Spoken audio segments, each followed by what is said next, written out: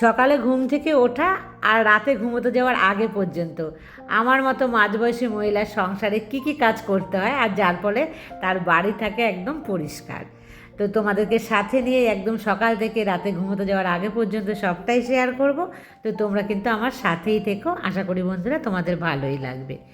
আর তোমাদেরকে বলছি, মেয়ে আসবে, মেয়ে আসবে, তো মেয়ের রুমটা আজকে একদম আমি পরিষ্কার করে বিছানার চাদরপত্র সমস্ত কিন্তু তুলে দেবো, কারণ একদম অন্তিম লগ্নে মেয়ে আসার। তো আর হাতে কিন্তু একদম সময় নেই। আজকে যদি মেয়ের রুমটা পরিষ্কার করে একদম বিছানাপত্র না তুলি, তাহলে কিন্তু মানে মেয়ে আসলে করতে গেলে বিরক্ত হয়ে যাবে মেয়ে। তো আমি চাই না, আমি চাই মেয়ে আসার আগে মেয়ের রুমটাকে একদম মানে গুছিয়ে পরিষ্কার করে রাখি। তবে মেয়ে কতদূর থাকবে সেটা আমার জানা নেই, তোমরা দেখতেই পাবে। মেয়ে কিন্তু থাকবেই না আমার যতদূর আইডিয়া, কারণ এখন প্রচণ্ড গরম। আর এই ঘরটাতে না প্রচণ্ড গরমও লাগে, জানো তো। এটা যে মানে সামনের দিকে যখন সূর্য পূব দিকে, তো সেই পূব দিকে সূর্যের কিন্তু আলো একদম আমার মেয়ের এই সামনের দিকটাতে পড়ে। মানে এই যে জানলাটা দেখতে পাচ্ছ আমার ডান হাতে, ঠিক এই দিকটাতে প্রচুর। তো সেই জন্য এই ঘরটা খুব গরম হয়ে থাকে। আর আমি খুব একটা জানলাপত্র খুলি না, মানে অল্প একটু খুলেই আবার না আমি বন্ধ করে দিই। সে যে সাপ ঢুকেছিলো বলেছিলাম না, ঢুকেছিল অন্য ঘরে, তবু আমার ভয় লাগে। মনে হয় যেন আমি যদি না থাকি ওই সময় যদি কোনো কিছু একটা পোকামাকড় ঢুকে থাকে, তাহলে মানে ভয় লাগে না। তো এই কারণে আর অনেকের আমাদের এখানে যেহেতু তোমরা দেখতে পাও না যে জঙ্গল পেছনটাতে, আমার বাড়িতে হয়নি কিন্তু অনেকের বাড়িতে ঘরের ভেতরে পাওয়া গেছে। তো যাই হোক, সেই কারণেই না আমি এত সাবধানতা অবলম্বন করি। একা থাকি তো, চারিদিকে তো আমার চোখ দেওয়া সম্ভব নয়, সেই জন্যই কিন্তু।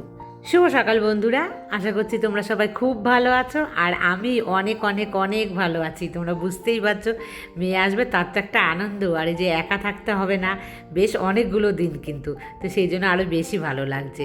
আর মেয়ে থাকলে আর কাকে চাই বলো। তবে ওর বাবা থাকলে ভালো হতো, তিনজনা মিলে আর কি। তো যাই হোক, ওর বাবাও আসবে, তবে কিছুদিন পরে আসবে আর কি। কারণ ওর বাবার হাতে তো বেশি ছুটি আর বেঁচে নেই, মেয়ের হাতে তো একটু আছে, যেহেতু মেয়ে অনেক দিন পর আসবে, সেই কারণে ওর বাবা বলেছে মেয়ে কিছুদিন থাকুক, তার মাঝে আমি আসব। তবে তোমাদেরকে আগেই বলেছে যে অমরনাথ যাত্রার যে সমস্যাটা, ওটা যদি এসে পরে যে কি হবে বুঝতে পারছি না। ওর বাবা বলছে তাহলে কি আমি যেতে পারবো না, মেয়েকে কি দেখতে পারবো না। এখন দেখা যাক কী হয়, ভাগ্যে যা লেখা থাকবে সেটাই হবে। তার উপরে আমরা কিন্তু মানে আমাদের কারো কোনো হাত নেই, তাই না বন্ধুরা। আর আমি তো সবটা মেনেই নিয়েছি, যা হবে হবে। তো এইভাবেই থাকি, কারণ বেশি আশা বা অতি আশা করলে পরে কোনো কিছুই কিন্তু হয় না। তো সেই কারণে আমার এক বোন, ওর নাম হচ্ছে সিতারা। তো সিতারা একটুখানি আমার ওপর অভিমান করেছে যে ওর নামটা আমি নেইনি, ও আমাকে নিতে বলেছিল, ও অসুস্থ ছিল। তো সেই কারণে আমাকে রিসেন্টও কমেন্টস করেনি, তো আমাকে করেছে কমেন্ট। তো সেই কমেন্টও আমাকে জানিয়েছে। তো সিতারা, তোমাকে আমার অনেক ভালোবাসা। তো বোন জানো তো, একবার আমি তোমার নাম নিয়েছিলাম কোনো একটা ব্লগে, হয়তো তুমি সেটা স্কিপ করেছো বা দেখোনি, তারপরে আর নেইনি তোমার নাম, এটা সত্যি কথাই। কিন্তু তুমি রাগ করো না, আমি অনেক মিস করি তোমাকে, অনেক ভালোবাসি তোমাকে। তো তুমি ভালো থেকো, তুমি তাড়াতাড়ি সুস্থ হয়ে ওঠো। ওর একটু না সমস্যা আছে, যাই হোক আমি কোনো একটা ব্লগে বলেওছিলাম। তো আশা করি ও তাড়াতাড়ি সুস্থ হয়ে উঠবে। আর ও আমাকে একটা মানে লতি চিংড়ি শুনে ও আমাকে রেসিপি বলেছে, লতি চিংড়ির মধ্যে মেথি দিয়ে রান্না করলে ওটা নাকি খেতে ভালো লাগে। তো মেথিটা মানে কি ফোড়নের মতন মেথি দেওয়া না কি দেওয়া, সেটা কিন্তু আমি বুঝতে পারিনি। তুমি আমাকে একটু জানিও। তো ওইটা আমি ডিটেলসে জানতে চাই যে কীভাবে রান্না করলে ভালো লাগে। মেথি কয়েক ফোঁটা বলতে আমি বুঝতে পারি না কিন্তু বোন, তুমি আমাকে বুঝিয়ে বলো। আর তোমার জন্য রইলো আমার অনেক অনেক ভালোবাসা, তুমি ভালো থেকো। আর বন্ধুরা, তারপর দেখো আমি বাথরুমটা একটু পরিষ্কার করতে আসলাম। প্রত্যেক দিনই তো এখানটা একটু পরিষ্কার আমি করি, কিন্তু এই যে নাড়াচাড়া জিনিসগুলো, এগুলো কিন্তু একটু কমই হয় না আমাদের। তো সপ্তাহে কিন্তু একদিন অবশ্যই তোমরা করো। আর বন্ধুরা, এখানে যে ফুলদানিটা দেখলে, এই ফুলদানিটার খুব কম দাম, আমি অনলাইন থেকেই নিয়েছিলাম। তো তার সাথে যে ফুলটা নিয়েছে সেটা অফলাইন থেকে। তোমরা কেউ বলতে পারবে যে এই ফুলটার দাম সর্বনিম্ন কত হতে পারে, বা কত দামে তোমরা দেখেছো? তো আমি কিন্তু খুব কম দাম, মানে এত মানে কমে নিয়েছি, মানে এর থেকে কমে আর হয় না। যদি তোমাদের কারো জানা থাকে তোমরা আমাকে কমেন্টসে বলো, আর তারপরে আমি বলবো ওটার দাম কত। আর এই যে আমার টালির ওপরে বর্ডার দেখতে পাচ্ছ, গোল্ডেন কালারের লতানো লতানো একটা ডিজাইন রয়েছে। তো এই ডিজাইনটা জানো বন্ধুরা, আমি গিয়ে নিজে কিনে এনেছিলাম টালির দোকান থেকে। আর এই টালির দেখতে পাচ্ছ ওয়ালে, এগুলো তো পছন্দ করেছিলাম আমি আমার হাজব্যান্ড দুজনে মিলে গিয়ে। আর ওপরের বর্ডার টালিটা জানো তো, মিস্ত্রিকে আমি বলেছিলাম যে দাদা একটা বর্ডার দিতে চাই আমি, তখন বলেছে বৌদি তাহলে আপনি একটা পছন্দ করে নিয়ে আসবেন, নিয়ে আসলে তারপরে আমি সেটা লাগিয়ে দেবো। তো আমার আর দোকানে গিয়ে মানে হন্নি তন্নি করে মানে পুরো কৃষ্ণনগরের দোকান আমি চষে ফেলেছি, কোনো বর্ডার আমার পছন্দ হয় না, আর লাল নীল বর্ডার পাওয়া যায়। শেষমেশ বাড়ির কাছে একটা দোকান, সেখান থেকে আমার পছন্দ হয়ে যায়, অথচ আমি মানে টোটো রিজার্ভ করে আমি পুরো দোকানে দোকানে গিয়ে ঘুরেছি যে কোন দোকানে পাওয়া যায়, দিয়ে বললাম যে না সমস্ত এত ডিপ কালার আমি নেব না, দিয়ে ওটা নিয়ে এসেছি। আর সঞ্চিতা আমাকে বলেছিল যে কাকিমা একটা যদি ওয়াশিং মেশিন তুমি কেনো তাহলে তোমার মানে আমার কষ্টটা কম হবে, একটা ওয়াশিং মেশিন পারলে কিনে নিতে। তো সঞ্চিতা এই কথাটা আমার খুব মানে ভালোবেসে আমাকে বলেছো, দেখে আমি হাতে কাছি। তো সঞ্চিতা তোমাকে আমার অনেক ভালোবাসা। তবে সঞ্চিতা তো আমার নতুন বন্ধু, তাই ও জানে না। আর আমি তো খুব কম কাচি ওয়াশিং মেশিনে, মানে কাচি না, আর কেন কাচি না সেটা কিন্তু তোমরা সবাই জানো যারা আমার পুরনো বন্ধু। তো সেই কারণে কিন্তু ও আমাকে বলেছে। আর সত্যি আমি কষ্ট করে কেন কাচি, আমি কাচি কারণ জিনিসটা হাতে কাচলে খুব ভালো থাকে তাই। আর কী বলতো, একা থাকি তো মানে পরিশ্রমটা করতে মোটামুটি ভালোই লাগে, হাতে কাচার পর যে জামা কাপড়ের যখন কালারটা ভালো থাকে সেটা দেখতে আমার বেশি ভালো লাগে। আর নাহলে ওয়াশিং মেশিনে দিলে তো আমার সত্যি কোনো কষ্ট থাকে না, কিন্তু আমি দেখেছি তারপরে জামা কাপড়ের যে কালারটা হাতে কাচলে থাকে মেশিনে দিলে সেই কালারটা কিন্তু থাকে না, তোমার যত দামি ওয়াশিং মেশিন হোক না কেন। আর আমার ওয়াশিং মেশিনটা কিন্তু বেশ দামি জানো তো, তবুও আমি কিন্তু মানে খুব কম কাচি। হয়তো আর একটু যখন বুড়ো হব তখন মানে যখন আর এই যে এনার্জিটা এখন থাকে না আমার, এই এনার্জিটা যখন আর থাকবে না সেদিন হয়তো আমি করব। যেমন শীতকালে একটু বেশি করি, আমার ঠান্ডার ধাঁচ বলে। তো এইরকম আর কি। আর তার চাইতেও বড় কথা কি বলো তো বন্ধুরা, আমার যেটা মনে হয়, দেখো আমি আমার নিজের বলতে কোনো লজ্জা নেই, হ্যাঁ আমি খুবই নিম্ন মধ্যবিত্ত ঘরের মেয়ে ছিলাম। তো আমার ছোটোবেলা থেকে এগুলো আমি দেখিনি কখনো। তো আমি দেখেছি আমার মাকে করতে নিজে হাতে সমস্ত কিছু, আমার শাশুড়ি মায়ের গল্প আমি শুনেছি।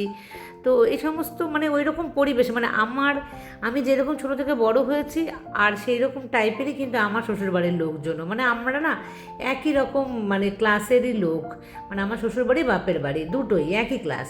তো সেই কারণে কি বলো তো, আমার মনে হয়েছে যেন ঠিক আছে আমি তো পারছি করে নিই, যখন পারবো না তখন হবে। আর যেটা একদম পারি না সেটার আবার শখ বিলাসিতা করি আমি, কিন্তু সব জিনিসের শখ বিলাসিতা আমি আবার কি বলো তো আসে না আমার ভেতর থেকে, কারণ ওই যে আমার মেন্টালিটি ছোটোবেলা থেকে ওই রকম হয়ে গেছে না সেটা। এটা কিন্তু বলতে আমার কোনো লজ্জা নেই বন্ধুরা, আমি তোমাদের কাছে সবটা ওপেন করি, কারণ আমি ঠিক যেমন তেমনটাই কিন্তু আমি তোমাদের বলি। ইচ্ছে করলে পারি, কিন্তু ওই যে কোথায় যেন একটা আমার মনে হয় না না নিজেই করে নিই, তো এইরকম ব্যাপার। আর দেখেছো রুটি আর আম কিন্তু খাওয়াই গেছে, রোজ রোজ রুটি আম, কি করবো বন্ধুরা, তোমাদের বলেছি এই আমের সিজন আসলে আমি কন্ট্রোল করতে পারি না, মেয়ে আসলে মেয়েকেও খাওয়াবো রুটি আম, মেয়ের একদম আম খেতে ভালোবাসে না। আর দেখো কত কম তেলে রান্না করছি বন্ধুরা, ঢেকে ঢেকে সিমে, কারণ আমার কোলেস্ট্রলের মানে 8 পয়েন্ট বেশি কিন্তু ধরা পড়েছে। তো সেটার ব্যালেন্স হয়তো কমবে না, বয়স তো বাড়ছে না সেই জন্য, কিন্তু তবুও ব্যালেন্সটাকে ঠিক রাখার জন্য, মানে কমাতে তো পারবো না যদি আর না বাড়ে, তো সেই কারণে দেখো অনেক ঢেকে ঢুকে আমি কিন্তু করেছি, মানে আলু বেগুন দিয়ে করছি হচ্ছে ওই যে বাটা মাছ, আর বাটা মাছ দুটোর ভিতরে না একদম ডিমে কিন্তু ভরপুর ভর্তি, একটু ধনেপাতা হলে দারুণ লাগতো না খেতে। আর সকালবেলা রুটি খেলে কিন্তু পেটটা অনেকক্ষণ ভরা থাকে না, রুটি খেতে আমরা অনেকেই ভালোবাসি, কিন্তু বানানোর ভয়ে কিন্তু আমরা অনেকেই খেতে চাই না দেখবে রুটি। তো পলক আমাকে সেটাই বলেছে যে ভালোবাসে খেতে কিন্তু বানাতে ইচ্ছে করে না আন্টি, ও একদমই ঠিক কথা বলেছে। আর পলক আমাকে এটাও বলেছে আন্টি তুমি আমার favourite aunty. Thank you so much Palak, অনেক অনেক ভালোবাসা, আর খুব ভালো থেকো। আর আলু বেগুন বড়ি একটু ধনেপাতা হলে কেমন জমে যেত। আর আমি কিন্তু মিস করছি না শশা, প্রত্যেক দিন শ্রাবণের কথা শুনে আমি এখন রেগুলারই কিন্তু একটু একটু করে খাওয়ার চেষ্টা করছি। আর দুপুরবেলা শুয়ে অনেকটা রেস্ট নিয়েছি, তারপরেই কিন্তু এসেছি। কাজ করতে ভালোবাসি বন্ধুরা, তো আমাকে তোমরা সবাই লেখো, তার মধ্যে কিন্তু আমাকে মনিকা বলেছে যে তোমার কাজ দেখে আমি কাজ শিখি, তো এটা আমার কাছে অনেক বড় পাওয়া। মনিকা ভালো থেকো, অনেক ভালোবাসা রইল। আর এই বিছানার চাদরটা আমার খুব পছন্দ জানো তো, খুব বেশি দামি নয়, তোমাদের বলেছিলাম এই রকম বেডশিট আমি আর হেনা দুজনেই কিন্তু কিনেছিলাম। আমার মানে হাউস হেল্পার যেটা কিনেছিল আমিও সেটা কিনেছিলাম, শুধু কালারটা তফাৎ, আমি পিঙ্ক নিয়েছিলাম আর ও নিয়েছিল আর একটু লাইট কালারের মধ্যে একটা কালারও নিয়েছিল। আর আমাদের হেনা কিন্তু জানো তো সবসময় কিন্তু লাইট রং যে কোনো ও কিন্তু পছন্দ করে, একদম ডিপ রং পছন্দ করে না, মানে সাদা সাদা রং ওর হলো খুব পছন্দর। আর এই বেডশিটটা কীরকম লাগছে না বলো? আমার তো ভীষণ ভাল লাগে। কালারটা না মাঝে মাঝে কীরকম যেন ফ্যাকাশে হয়ে যায় ক্যামেরায়, আবার মাঝে মাঝে কিন্তু খুব ডিপ লাগে, কিন্তু এখনও ডিপ, কারণ একদম নতুন তো চাদরটা, মানে 2-1বারই মনে হয় আমি ধুয়েছি। ওপর থেকে এনে দেখো আমি কীরকম হাঁপিয়ে গেলাম, আর সন্ধে প্রায় হওয়ার মুখে তো। আর আমি এসিটা দেখো চালিয়ে দিয়েছি, এসে আর দেরি করিনি, এত গরম লাগছে। আর ছাদে গেলে যেন বেশি গরম লাগে, নিচের যে হিটটা না সেই হিটটা কিন্তু উঠতে থাকে উপরের দিকে। আর জানো তো সেদিনকে আমাকে কমেন্টস করেছে স্বর্ণালী। তো স্বর্ণালীর অ্যাকাউন্ট থেকে আমাকে করেনি, তো ও শাশুড়ি মায়ের অ্যাকাউন্ট থেকে আমাকে করেছে। তো লিখেছে যে আমি স্বর্ণালী বলছি, তো আমি সেদিন বুঝতে পেরেছি। ও পরের দিন আবার একটা কমেন্টস করেছে, সেখানে না আমি ভুলে গেছি আসলে, এত যেন নাম বলি বা তোমাদের দেখি না। তো আমি যখন মানে আমার ওর কমেন্টসটা পেয়েছি, আমি ওকে লিখেছি অনেক ধন্যবাদ বোন। তখন ও বলছে তুমি আমাকে বোন বলছে কেন, আমি তো স্বর্ণালী। তো আমি না এত হাসি পেয়ে গেছে আমার যে আসলে আমি বুঝতেই পারিনি, আর মনে রাখাও সম্ভব না।